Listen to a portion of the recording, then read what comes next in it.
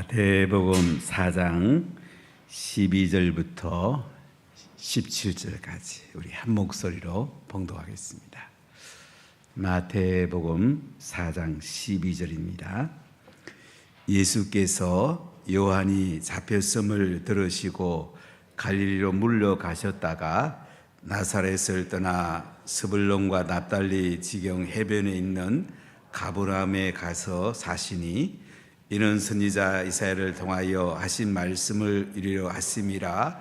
일러스되 스불론 땅과 납달리 땅과 요단강 저편 해변길과 이방의 갈릴리여, 허감에 앉은 백성이 큰 빛을 보았고 사망의 땅과 그늘에 앉은 자들에게 빛이 비치었도다 하였느니라. 이때부터 예수께서 비로소 전파하여 이르시되 회개하라, 천국이 가까이 왔느니라 하시더라. 아멘. 예수님은 하나님의 아들이십니다. 예수님은 빛이십니다. 예수님이 가시는 곳마다 어둠이 사라지게 됩니다. 절망이 그치게 됩니다. 예수님이 가시는 곳마다 하늘에 빛이 들어오고 희망이 들어옵니다. 올 한 해는 여러분 속에 빛으로 오신 예수님이 함께 하셔서 희망을 가지고 하나님의 은혜가 가득 차기를 간절히 축복합니다. 땅에서 천국의 삶을 살아가는 것, 이것이 최고의 행복입니다. 천국의 삶은 하나님이 통치하는 삶입니다. 내가 주인이 아니라 예수님이 내 삶의 주인 되셔서 그분은 빛이시거든요. 그분을 주인으로 삼고 살면 빛된 삶 가운데 살 수가 있습니다. 여러분, 어둠이 오면 뭔가 행복하지 않잖아요. 어두운 색을 몰아내고 밝은 색으로 여러분의 삶이 새해는 새롭게 되기를 간절히 소원합니다. 바로 예수님은 하나님의 아들이셨어요. 참 놀란 분이죠. 하나님 보좌 우편에 앉아 계신 분이고 이분을 하나님이 이 땅에 보내신 거예요. 왜요? 저와 여러분을 구원하시려고, 우리를 빛 가운데 인도하시려고 하나님께서 어둠 속에 살던, 허감 속에 살던 사람들을 빛 가운데 인도하려고 하나님께서 이 땅에 그 아들을 육신을 입고 오게 하셨습니다. 마태복음 보면 1장에서는 동정녀 마리아에게 태어났다. 자기 백성을 저희에서 구원하려고 이 땅에 오셨다 이거예요. 이름을 예수라고 그러죠. 2장에 보면 베들레헴에 태어나십니다. 실제 이 땅에 오시죠. 그런데 놀라운 것은 멀리서 동방박사들은 하나님 아들이고 온 인류의 왕이신 예수님을 뵈러 왔는데 유대 땅에 있는 사람들은 관심이 없었습니다. 세상에 관심이 많았고 자기 이득 내는데 관심이 많았습니다. 심지어 대제사장이라든지 바리새인, 사두개인들, 성경을 늘 연구하는 사람들인데도 예수님이 하나님 아들 온 것을 그들은 알지 못했습니다. 우리가 성경을 읽었을 때에 예수님을 만나는 게 가장 중요합니다. 하나님 아들 오신 예수님, 그분을 만나는 게 제일 중요합니다. 그리고 마태복음 3장에 보면 예수님이 오실 길을 예비한 분이 계시죠. 세례 요한입니다. 예수님보다 6개월 전에 태어났습니다. 예수님은 이분에게 세례를 받습니다. 하나님 의를 이루기 위해서 세례를 받습니다. 그래서 예수님은 십자가 지로 이 땅에 오신 것이 예수님께서 결단하시는 걸 볼 수가 있습니다. 그래서 하늘에 음성이 들려오죠. 이는 내 사랑하는 아들이요 내 기뻐하는 자라. 예수님 세례받을 때 하늘문이 열렸어요. 성령이 임했어요. 하나님의 아들이다. 십자가에 죽으시고 부활하실 하나님이 기뻐하는 자라는 음성이 들려왔습니다. 그리고 나서 이제 마태복음 4장에 예수님이 시험을 받으시죠. 성령에 이끌려서 광야로 가세요. 40일 금식하세요. 그리고 마귀가 와가지고 세 가지 시험을 하죠. 이 돌 가지고 떡 만들어 먹어라. 배고플 때 떡이 얼마나 중요하겠어요. 그러나 사람이 떡으로만 살 것이 아니고 하나님의 입으로 나오는 말씀으로 살 것이니라. 올 한 해는 밥 먹기 전에 꼭 말씀을 먼저 먹은지 확인해 보십시오. 말씀을 먹고 밥을 드십시오. 여러분에게 놀라운 일들이 날 것입니다. 하나님의 역사들이 날 것입니다. 그러다 안 되니까 이제 예수님을 성령 꼭대기에 세워놓고 뛰어내리라. 천사가 뛰어내리면 받들어서 돌이 부딪히지 않도록 이렇게 해준다고 약속하지 않았냐. 말씀 가지고 마귀가 장난치지요. 그럼 말씀을 말씀대로 잘 배우세요. 사실은 성경이 쉬운 거 아니에요.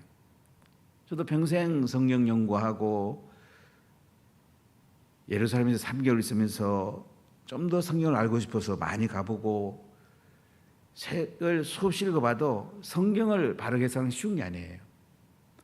성경은 바르게 해석하고 바르게 적용해야 됩니다. 마귀는 성경을 잘못 해석하고 비틀어서 적용을 해요. 그럼 말씀을 잘 배우십시오. 가장 잘 배울 수 있는 게 이제 예배에 참석하는 거예요. 저는 새벽에 말씀을 잘 배우고 기도하기 원합니다. 말씀과 기도가 균형을 맞춰야 돼요. 가령 1시간 반 새벽에 나오신다면요, 말씀을 절반 듣고 절반은 기도하는 게 좋아요. 말씀을 기반으로 두고 기도할 때 하나님 역사가 강하게 일어납니다. 하나님 약속 붙들고 기도하면요, 하나님이 제일 속히 응답하십니다. 그래도 안 되니까 마귀가 어떡합니까? 이제는 높은 산으로 데리고 오시고 이제 예수님을 데리고 올라가서 어떻게 해요? 뛰어내리라. 천하 만국을 너한테 주겠다. 이때 예수님 뭐라고 그래요? 사단아 물러가라. 주 너희 하나님을 경배하고 다만 그를 섬기라. 계속 신명기 말씀을 가지고 예수님은 승리하는 걸 볼 수가 있습니다. 그러니까 마귀는 우리 가장 기초를 무너뜨리려고 그래요.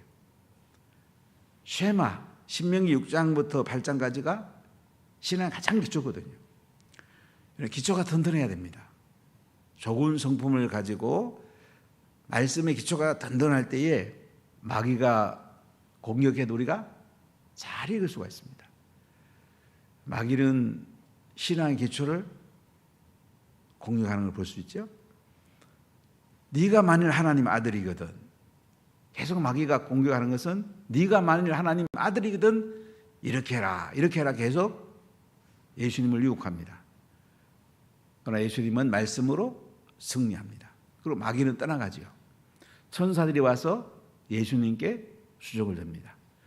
자, 이러고 나서 오늘 12절 같이 읽어보겠습니다.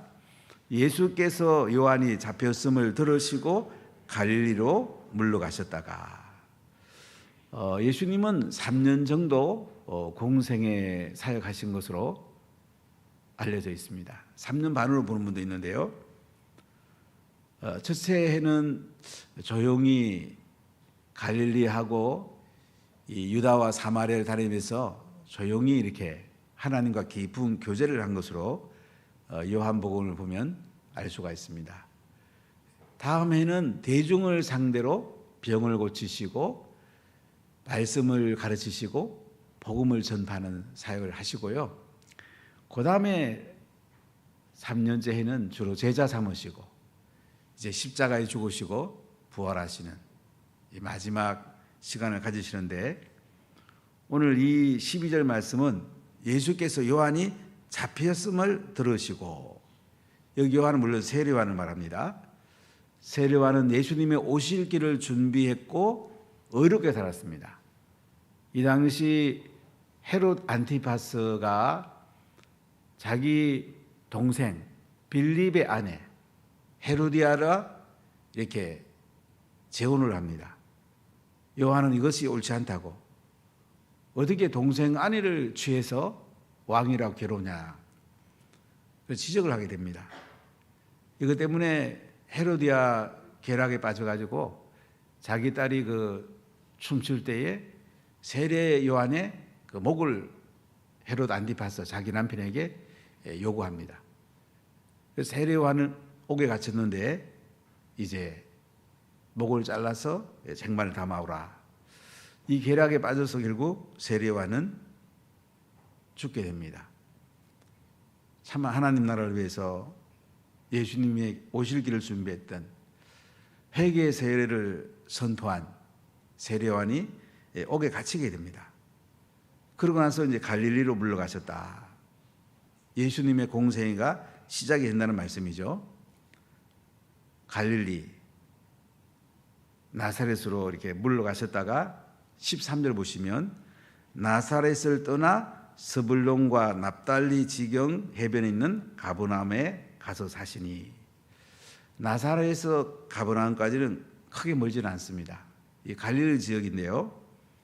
나사렛은 예루살렘에서 시돈과 두로가 있는 고척길이 한 중간쯤에 있는 작은 촌입니다.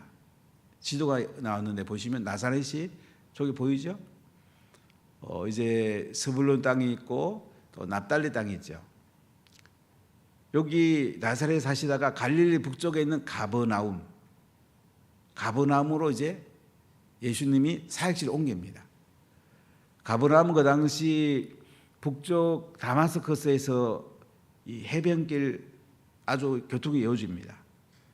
이 가버나움에 가서 예수님이 사역을 하십니다. 갈릴리 사역의 중심이 가버나움입니다. 본동네라고 성경은 표현되기도 합니다. 성지순례 가면 가버나움 회당이 있고 또 베드로의 장모의 집터가 있는 그곳에 대개 가죠. 이 갈릴리 북쪽 가버나움에 가서 이제 사셨다. 이제 예수님의 공생애가 본격적으로 시작됐다는 거죠. 14절 읽어보겠습니다. 이는 선지자 이사야를 통하여 하신 말씀을 이루려 하심이라 일러스되. 이사야 9장 1절 2절. 예수님은 구약의 성경을 수백 번 성취하시는데요. 사역 시작하시면서도 이사야 선지자의 말씀을 성취하시는 것을 보게 됩니다. 자, 우리 15절 같이 읽어볼까요? 스불론 땅과 납달리 땅과 요단강 저편 해변길과 이방의 갈릴리여. 자, 이 말씀 뭐냐면요, 이스라엘 백성들이 출애굽하고 이제 모압 평지까지 40년 걸리잖아요. 모압 평지에서 가나안 땅을 정복하죠. 여호수아가 총사령관입니다. 하나님께서 이기게 합니다. 12지파에게 땅 분배를 합니다. 그리고 사사시대가 옵니다. 왕이 없는 시대, 자기 속인에 옳은 대로 사는 시대가 옵니다. 그 뒤에 이제 이스라엘 백성들이 왕을 달라고 그러죠. 사무엘 선지자를 통해서 사울 왕이 세워지고 다윗 왕이 세워집니다. 다윗 때 이스라엘이 제일 강대하고 나라 꽃이 피죠. 그 다음에 지혜로운 왕 솔로몬. 그 다음 때에 북쪽과 남쪽으로 갈라지게 됩니다. 우상 숭배했기 때문에 북이스라엘과 남유다로 갈라지게 돼요. 북이스라엘은 에브라임이 중심이었고 10지파입니다. 그러니까 유다와 시몬 지파 외에는 북이스라엘 쪽에 속해 있습니다. 우상 숭배하다가 결국은 아시리아가 침략해가지고 BC 720년에 아수르를 망합니다. 사마리아 성이 완전히 이제 다 포위돼가지고 왕이 항복하게 됩니다. 그리고 그들은 아수르의 여러 땅으로 끌려갑니다. 그리고 다른 나라 사람들이 이곳에 와 삽니다. 이 호늘족을 사마리아 사람이라 이렇게 말하죠. 요한복음 4장에 보면 예수님이 야곱의 우물가에서 한 여인에게 복음 전합니다. 유대인들은 사마리아 사람들을 경멸했습니다. 이방인들과 호늘족이라고 경멸했는데요. 예수님의 사역은 이 땅에서 시작이 됩니다. 예수님은 유대인만 구원하러 온 게 아니고 이방인도 구원하러 오셨다 이 말씀이에요. 구약은 아브라함부터 예수님이 오시기까지 수익적 제자를 삼는 게 핵심인데요. 구약은 유대인들을 선민으로 삼고 요나서 외에는 이방인에게 말씀이 흘러간 적이 잘 없습니다. 유대인들 선민 라인을 통해서 하나님 말씀이 흘러내려왔습니다. 예수님은 이것을 수평적으로 확장하죠. 수평적으로 제자 삼도록 예수님은 방향을 정합니다. 수직 제자 기반 위에 수평적 제자로 예수님이 이제 더 큰 쪽으로 이 복음이 흘러가게 되죠. 스불론 땅과 납달리 땅과 요단강 저편 해변길과 이방의 갈릴리여. 이방의 갈릴리라고 되어 있잖아요. 이 당시 갈릴리 쪽에는 이방 사람들이 많이 살았습니다. 예수님은 이들에게도 하나님 나라 복음이 전달해야 된다는 거죠. 그래야지 이사야 9장의 말씀이 성취가 된단 말이에요. 자, 16절 읽어보겠습니다. 흑암에 앉은 백성이 큰 빛을 보았고 사망의 땅과 그늘에 앉은 자들에게 빛이 비치었도다 하였느니라. 이사야서 9장 말씀을 이제 인용한 거예요. 흑암에 앉은 백성, 사마리아 사람들, 북이스라엘과 여러 나라에서 온 사람들이 혼혈돼 가지고 그들은 인생의 방향을 잃었습니다. 지금도 그리심산에 올라가 보면 이제 사마리아 시대의 그 성전이 있습니다. 그들은 모세의 오경만 가지고 있었고요. 예루살렘 성전하고는 많은 차이를 가지고 있었습니다. 이 흑암에 앉은 백성이 큰 빛을 보았다. 사망의 땅과 그늘에 앉은 자들에게 빛이 비쳐도다. 예수님이 이제 빛으로 오신 거예요. 흑암에 앉은 백성들이 큰 빛을 보고요. 사망의 땅과 그늘에 앉은 자들에게 빛이 왔단 말이죠. 하나님이 그 아들 예수님을 보내가지고 그들에게 빛을 비춥니다. 우리가 이 땅에서도 이 불이 밝으면 굉장히 좋잖아요. 제가 어릴 때는 호롱불 아십니까? 호롱불 가지고 이제 살았어요. 호롱불 밑에 공부하고. 제사 지낼 때는 촛불을 켰는데요. 와, 촛불이 그렇게 밝더라고요. 그러다 제가 중학교 1학년 때 이제 대전에 삼촌 집에 와서 공부를 했는데 전기불을 처음 봤어요. 67년이네요. 전기불 신기하더라고요. 그래서 제가 형광등을 켰다 껐다 했더니 삼촌이 막 뭐라 그러더라, 임자씨가. 전기세 많이 나온다고. 신비하더라고요. 전기가 좀 신비했어요. 여러분들은 이거 보니까 태어날 때부터 본 친구들이야. 전기 당연하지 싶은데, 제가 살던 고향은 78년에 이제 전기가 들어왔어요. 제가 어릴 때 호랑이 보고 자랐으니까 아주 깡소리 제가 살았는데요. 아주 늦게 빛이 들어왔죠. 전기불만은 대단해요. 그런데 이게 하늘의 빛이 들어온 거야. 사망의 그늘에 앉아있는 사람들에게, 흑암에 앉은 백성들에게 하나님 아들이신 예수님이 오신 거예요. 여러분, 이 전기불도 태양이 뜨면 아무것도 아니잖아요. 태양빛이 전기불보다 훨씬 밝죠? 근데 예수님은요, 태양빛하고도 비교가 안 돼요. 태양을 만드신 분이니까. 빛의 근원이 예수님이니까. 빛이신 분이 오신 거예요. 참 놀랍지 않습니까? 이방 땅에 빛이신 예수님이 오셔서 빛을 비추니까 어떻게 해요? 어둠이 물러갑니다. 절망이 물러갑니다. 우울증이 낫습니다. 병든 자가 낫습니다. 하나님 역사들이 나타납니다. 안전명예가 걸어갑니다. 풍랑을 잔잔케 하십니다. 그분은 하나님 아들이세요. 여러분, 이 땅에 절망하지 마세요. 우울증에 걸린 사람이 있으면 빛 가운데 나오십시오. 십자가에 죽으시고 부활한 예수님을 믿으면 성령 받으면 우울증은 따라갑니다. 주님께서요, 어둠의 세력, 마귀가 가져온 모든 것이 떠나가는 거예요. 여러분, 빛 가운데 나오십시오. 특히 우리 청년들 빛 가운데 사십시오. 우리 어린이나 청소년들 빛 가운데로 나오십시오. 일시적으로 지나가는 것에 연연하지 말고 영원한 것에 마음을 두세요. 예수님은 빛으로 오셨습니다. 그분은 하나님 아들이십니다. 우리는 이 땅을 떠나도 빛이신 예수님과 영원히 살 것입니다. 하나님 아들인 그분과 영원히 살 거예요. 참 놀랍지 않습니까? 이 갈릴리 땅, 이방의 땅에 흑암에 앉은 백성들에게, 사망의 그늘에 앉은 백성들에게 예수님은 찾아오셔서 빛 가운데 인도하시고 희망을 주시고 새 힘을 주시고 지혜와 능력을 주시고 하나님의 은혜를 부어줍니다. 여러분, 우리 학생들은 공부하기 전에 꼭 성경 한 장씩 읽고 공부를 해보십시오. 하나님 놀라운 지혜를 줍니다. 기도하게 공부해 보십시오. 공부가 너무 재미있어요. 공부하는 게 정말 재미있잖아요. 책 보는 게 재미있잖아요. 성령 충만하면 재미있어요. 사업을 해도 성령 충만하면 너무 재미있어요. 하나님 지혜와 능력을 줍니다. 하나님의 사업을 이끌어갑니다.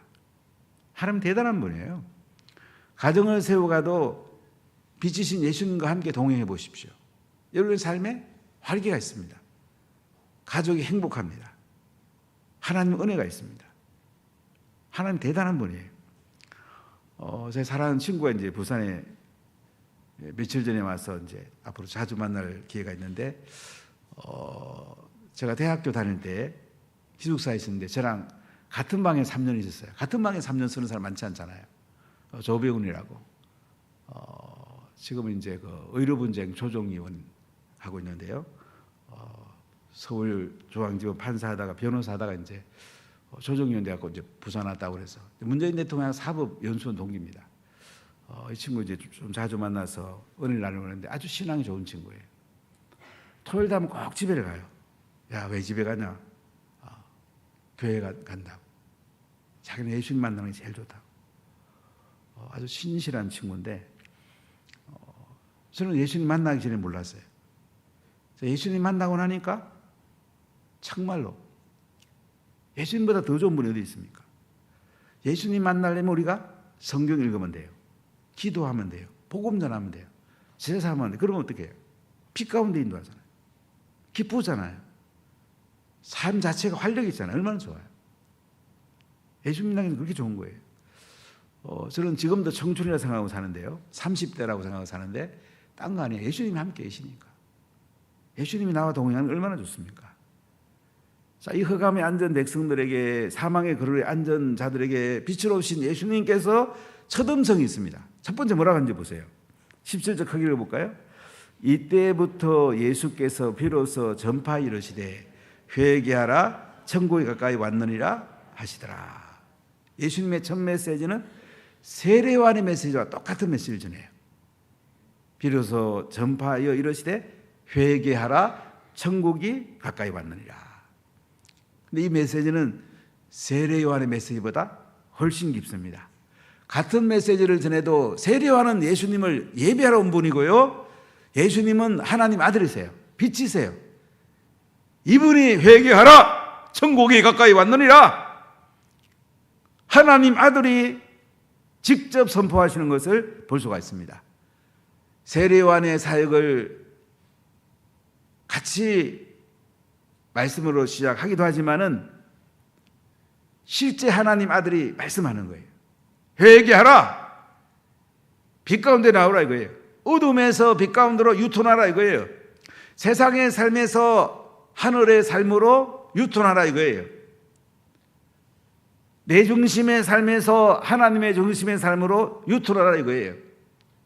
절망의 삶에서 희망의 삶으로 바꾸라 이거예요.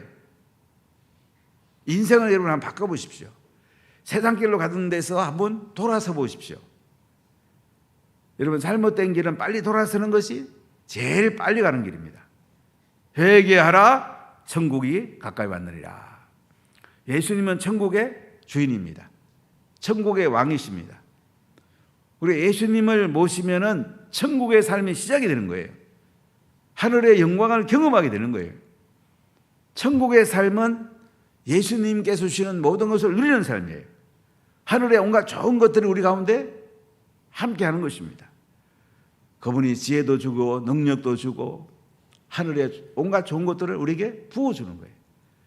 여러분, 인생을 살아보면 내가 노력하는 만큼 사는 사람이 있고요, 하나님이 막 부어주는 것을 그냥 받으면서 누리면 사는 사람이 있어요.